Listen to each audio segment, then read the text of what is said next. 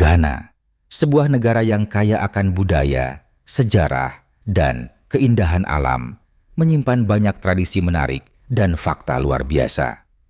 Mulai dari menjadi negara pertama di Afrika Sub-Sahara yang meraih kemerdekaan hingga memiliki danau buatan terbesar di dunia, Ghana berdiri sebagai sebuah bangsa yang unik dan memikat. Berikut adalah 15 fakta menarik yang akan memberi Anda apresiasi lebih dalam tentang negara Afrika Barat ini, dipersembahkan oleh Jelajahi Dunia. Upacara Dipo sebagai ritual peralihan untuk gadis-gadis. Di wilayah timur Ghana, di antara suku Krobo, terdapat sebuah ritual sakral bernama Upacara Dipo yang menandai peralihan dari masa gadis ke masa dewasa. Ritual kuno ini bukan sekadar perayaan, melainkan sebuah acara yang sangat spiritual dan melibatkan seluruh komunitas. Selama upacara berlangsung, gadis-gadis mengenakan ikat pinggang manik-manik yang indah, serta perhiasan, di mana setiap manik-manik memiliki makna simbolis tersendiri. Para tetua memimpin ritual, memberikan bimbingan tentang kedewasaan, pernikahan, dan tanggung jawab. Dilakukan proses penyucian, di mana para gadis dibawa ke sungai suci untuk dibersihkan. Setelah selesai, para gadis diakui sebagai wanita di mata komunitas mereka, siap mengambil peran baru dengan rasa bangga dan bermartabat. Ghana, negara dengan emas, terbanyak di Afrika. Selama berabad-abad, Ghana dikenal sebagai Pantai Emas, sebuah nama yang masih relevan hingga kini. Hanya pada tahun 2023, Ghana memproduksi lebih dari 4 juta ounce emas, menjadikannya produsen emas terbesar di Afrika dan salah satu pemasok utama di dunia.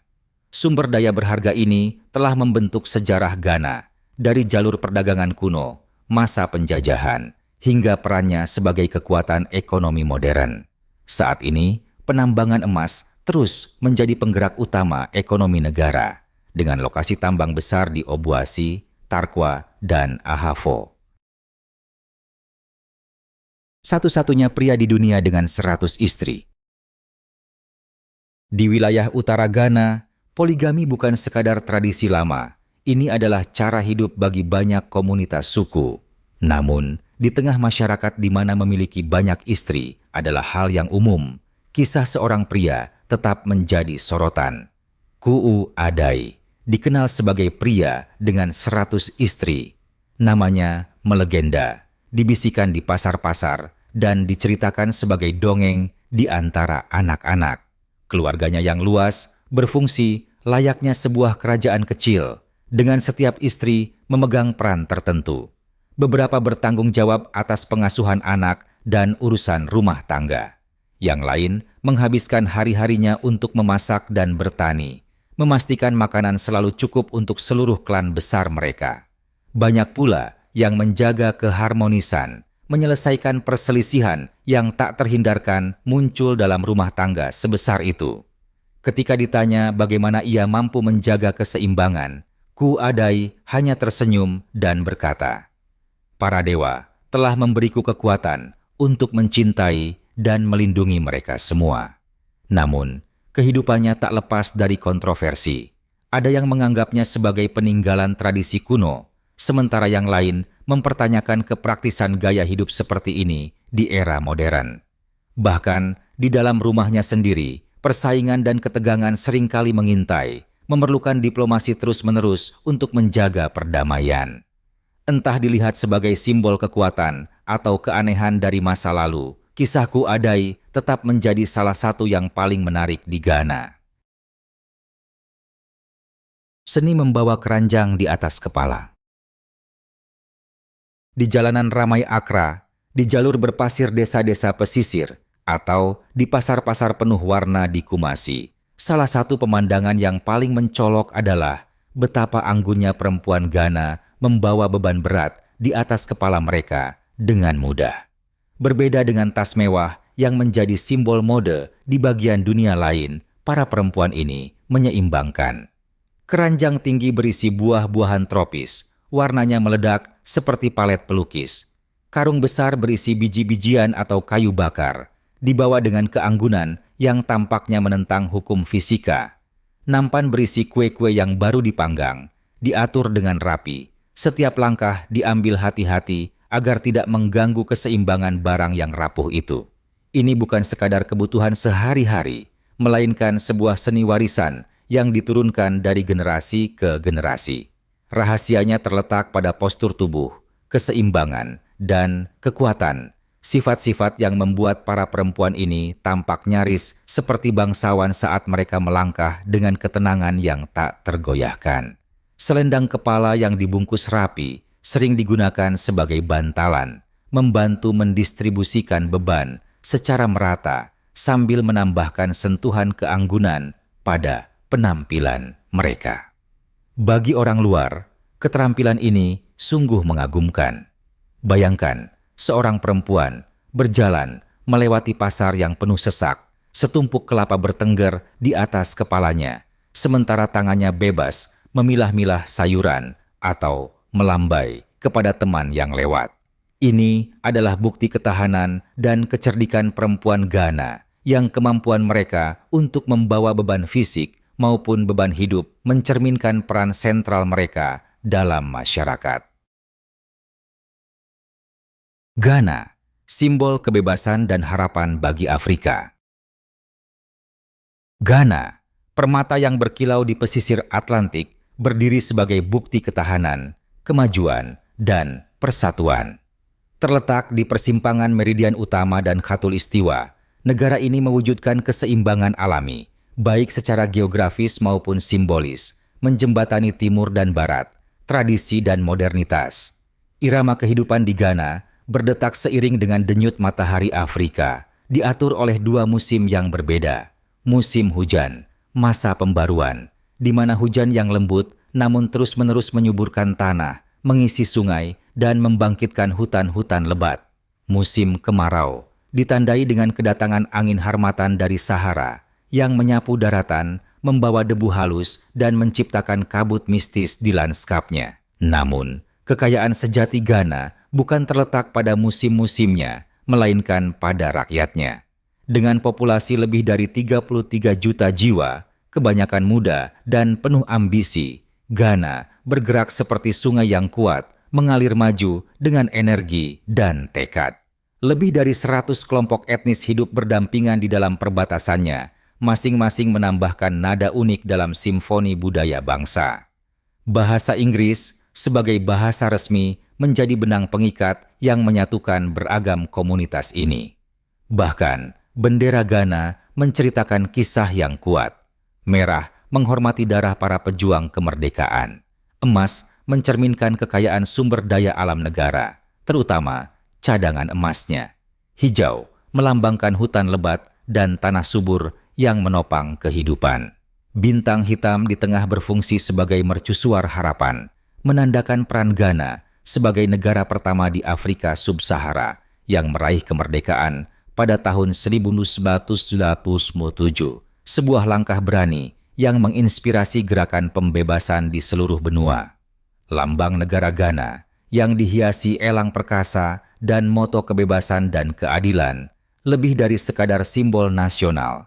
Ini adalah seruan untuk bertindak, pengingat akan kepemimpinan historis negara ini dalam perjuangan Afrika untuk menentukan nasib sendiri. Menyambut Tahun Baru dengan tangisan.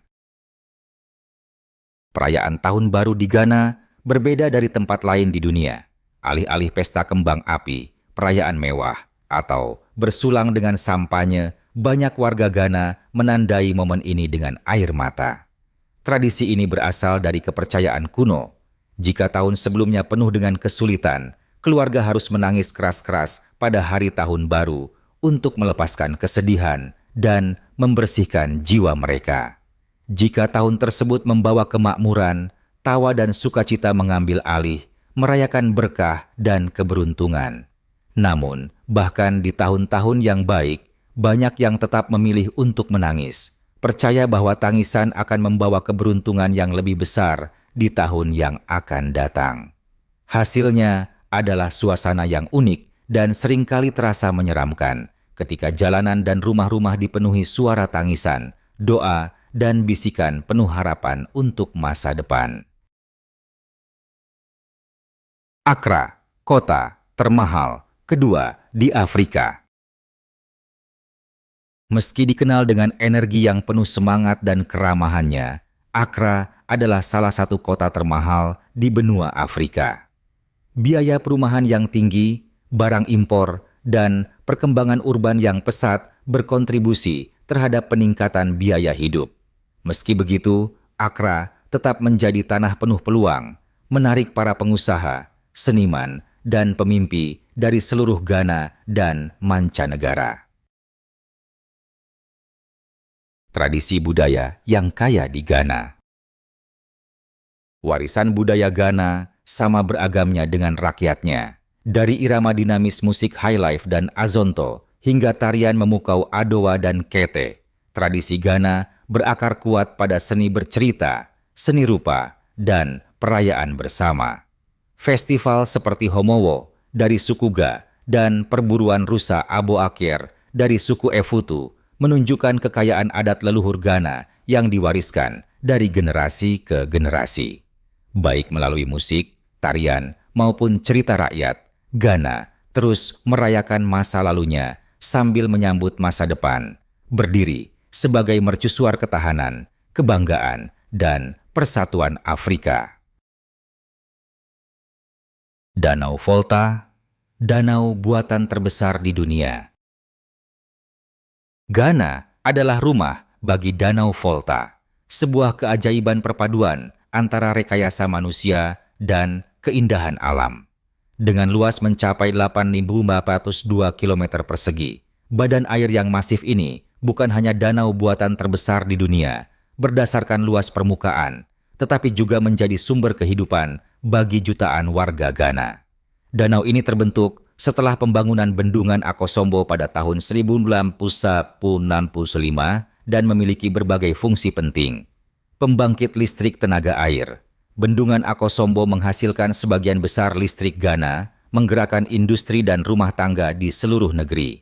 Industri perikanan danau ini menopang ribuan nelayan, menyediakan sumber pendapatan dan nutrisi utama. Transportasi. Danau ini berfungsi sebagai jalur transportasi alami, di mana perahu mengangkut barang dan orang antar komunitas. Irigasi dan pertanian. Air dari danau ini menyuburkan lahan pertanian, memastikan ketahanan pangan bagi banyak komunitas pedesaan. Meski memberikan banyak manfaat, Danau Volta juga menghadapi berbagai tantangan, termasuk aktivitas penangkapan ikan ilegal, isu tenaga kerja anak, dan fluktuasi permukaan air akibat perubahan iklim. Namun demikian, danau ini tetap menjadi landmark yang memukau dan bagian penting dari lanskap ekonomi serta ekologi Ghana. Produsen kakao terbesar kedua di dunia. Ketika membicarakan coklat, Ghana adalah salah satu negara yang langsung terlintas di benak, menempati peringkat kedua setelah Cote d'Ivoire dalam produksi kakao global. Ghana memegang peran penting dalam industri coklat dunia. Setiap tahunnya, Ghana menghasilkan lebih dari 800.000 metrik ton kakao, yang sebagian besar ditanam di wilayah seperti Ashanti, Brong Ahafo, dan wilayah barat. Perjalanan dari ladang kakao hingga menjadi batangan coklat adalah proses panjang dan penuh kerja keras, meliputi memanen buah kakao secara manual dengan parang, memfermentasi dan mengeringkan biji kakao di bawah sinar matahari, mengekspor kakao ke pabrik coklat di seluruh dunia, mulai dari Eropa hingga Amerika. Meskipun menjadi salah satu produsen kakao terbesar, Ghana menghadapi tantangan seperti pendapatan petani yang rendah, fluktuasi harga, dan isu keberlanjutan. Namun, berbagai upaya terus dilakukan untuk meningkatkan produksi coklat lokal, agar lebih banyak warga Ghana dapat menikmati manisnya hasil jerih payah mereka sendiri. Kuliner Ghana, sensasi rasa yang menggoda. Kuliner Ghana adalah ledakan rasa, rempah, dan tekstur, mencerminkan beragam pengaruh budaya bangsa ini. baik menikmati masakan rumahan atau mencicipi hidangan dari pedagang kaki lima di Accra. Berikut beberapa hidangan khas yang wajib dicoba. Bangku dan tilapia. Hidangan favorit yang terbuat dari adonan jagung dan singkong fermentasi. Disajikan dengan ikan tilapia panggang utuh dan saus cabai pedas. Nasi jollof. Hidangan nasi berwarna merah menyala, dimasak dengan tomat, bawang, dan rempah-rempah yang menjadi bahan persaingan abadi antara Ghana, Nigeria, dan negara-negara Afrika Barat lainnya mengenai siapa yang memiliki versi terbaik. Waake, campuran unik nasi dan kacang, biasanya disajikan dengan pisang goreng, telur rebus, dan berbagai saus. Fufu dan sup ringan, hidangan pokok di wilayah selatan Ghana. Fufu, adonan tumbuk dari singkong dan pisang raja, disantap dengan sup ringan yang penuh cita rasa, sedikit pedas, dan diisi dengan ikan, kambing, atau ayam. Kelewele, pisang goreng pedas khas Ghana yang dibumbui jahe, cabai, dan garam menjadi camilan kaki lima yang sempurna. Setiap hidangan di Ghana menceritakan sebuah kisah, baik itu kenyamanan dari waakye rumahan atau kebahagiaan bersama saat menikmati sepanci nasi jollof bersama teman-teman. Festival Pan-Afrika di Ghana, PANAFest. Setiap 2 tahun sekali, Ghana berubah menjadi panggung global untuk PANAFest, Pan-African Historical Theatre Festival, sebuah perayaan megah yang mengangkat warisan, persatuan, dan ketahanan Afrika. Festival ini terutama diadakan di Cape Coast dan Elmina, 2 kota bersejarah yang memiliki kaitan erat dengan perdagangan budak transatlantik, menjadikan PANAFest sebagai jembatan penghubung antara warga Afrika di benua dan diaspora Afrika di seluruh dunia. Festival ini menampilkan pertunjukan tradisional yang memamerkan seni genderang, tarian, dan cerita rakyat Afrika. Pembacaan puisi dan dongeng menghidupkan kembali tradisi lisan yang menghubungkan antar generasi. Parade megah, para kepala suku, mengenakan kain kente berwarna-warni dan perhiasan emas, melambangkan kebanggaan budaya Afrika yang abadi. Lebih dari sekadar pertunjukan, PANAFest juga menjadi wadah diskusi tentang sejarah Afrika, identitas, dan masa depan Pan-Afrikanisme. Ini adalah pengingat kuat bahwa meskipun kolonialisme dan perbudakan telah meninggalkan luka, semangat Afrika tetap tak tergoyahkan. Masyarakat matrilineal di Ghana. Di banyak belahan dunia, garis keturunan dan warisan biasanya mengikuti pihak ayah. Namun, di kelompok etnis Akan di Ghana, salah satu yang terbesar di negara ini, sistem matrilineal yang berlaku. Ini berarti identitas keluarga dan hak warisan seorang anak berasal dari garis keturunan ibu. Tanah, properti, dan bahkan gelar kerajaan diwariskan melalui keluarga pihak ibu. Keponakan laki-laki seorang pria, anak laki-laki dari saudara perempuannya, bukan anak laki-laki kandungnya, sering dianggap sebagai ahli waris sejati. Meskipun sistem ini unik, kekuasaan politik dan sosial masih sebagian besar dipegang oleh laki-laki. Perempuan memang memiliki pengaruh kuat dalam keluarga, tetapi peran kepemimpinan tradisional dan pemerintahan tetap didominasi oleh laki-laki. Kontradiksi ini terus menjadi bahan perbincangan dalam masyarakat Ghana modern. Beragam bahasa di Ghana. Ghana adalah gudang kekayaan bahasa, dengan lebih dari 80 bahasa dan dialek yang digunakan. Meski bahasa Inggris menjadi bahasa resmi, banyak warga Ghana berkomunikasi dalam bahasa daerah. Di antaranya, Twi, digunakan oleh suku Akan. Ini adalah bahasa daerah yang paling banyak dipahami di Ghana. Dagbani, bahasa utama di wilayah utara Ghana, umumnya digunakan oleh suku Dagomba. Ewe, digunakan di wilayah Volta, dekat perbatasan Togo. Nga, bahasa suku Ga, penduduk asli ibu kota Accra. Banyak warga Ghana fasih dalam beberapa bahasa, berganti antara bahasa Inggris dan dialek lokal, tergantung situasinya. Bahasa memiliki ikatan kuat dengan identitas, tradisi, dan seni bercerita, menjadikannya bagian penting dari budaya Ghana. Tradisi penamaan berdasarkan hari kelahiran. Di Ghana, nama seorang anak ditentukan berdasarkan hari dalam seminggu saat mereka lahir. Tradisi ini yang berakar dari budaya Akan memberikan makna spiritual dan budaya pada setiap nama. Sebagai contoh, Kofi, laki-laki yang lahir hari Jumat, nama yang juga dimiliki oleh mantan Sekretaris Jenderal PBB, Kofi Annan. Ama, perempuan yang lahir hari Sabtu, nama umum untuk gadis yang lahir di hari Sabtu. Kwame, laki-laki yang lahir hari Sabtu, nama Presiden pertama Ghana, Kwame Nkrumah.